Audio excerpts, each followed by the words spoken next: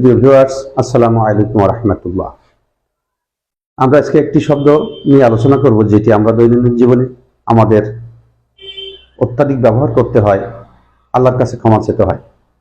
সেটি হলো আস্তাগফিরুল্লাহ। আমরা জানি গফারা, গয়েন ফা রা সলাসি মুজাররাদ, এই শব্দের প্রথমে যখন আমি আলিফ, সিন এবং তা যোগ করব তখন এটা বাবে ইস্তেফালে আসবে, বাবে ইস্তেফাল, অর্থাৎ বাবে ইস্তেফাল থেকে যখন আসবে তখন এই শব্দটা আস্তাগফিরু, আস্তাগফিরুল্লাহ, আমি আল্লাহর কাছে ক্ষমা চাই, ওয়াহিদ মুতাকাল্লিমের সিগা। কিন্তু যখন আমি আস্তাগ এর গয়নের স্থলে যখন আমি আস্তাক এই কাফ উচ্চারণ করব, অর্থাৎ আস্তাগফিরুল্লাহ, আস্তাগফিরুল্লাহ, তখন এর অর্থ হবে আমি আল্লাহর কাছে আল্লাহকে অবিশ্বাস করি, আল্লাহকে অস্বীকার করি।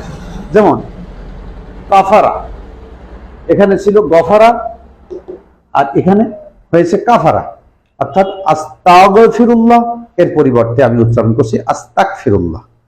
সুতরাং আস্তাগফিরুল্লাহ যখন বলবো, এই আমি দেখেছি অনেক মানুষ যারা বৃদ্ধ মানুষ, যা জেনারেল শিক্ষিত মানুষ, তারা আস্তাগফিরুল্লাহ আস্তাগফিরুল্লাহ আস্তাগফিরুল্লাহ এভাবে পড়েন। অর্থাৎ এর অর্থ হয়ে যায় আল্লাহ আমি তোমাকে অস্বীকার করি, আল্লাহ আমি আল্লাহকে অবিশ্বাস করি।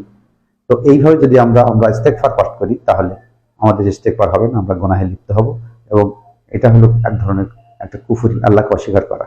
সুতরাং আমাদেরকে এই বিষয়ে সতর্ক থাকতে হবে। আসসালামু আলাইকুম।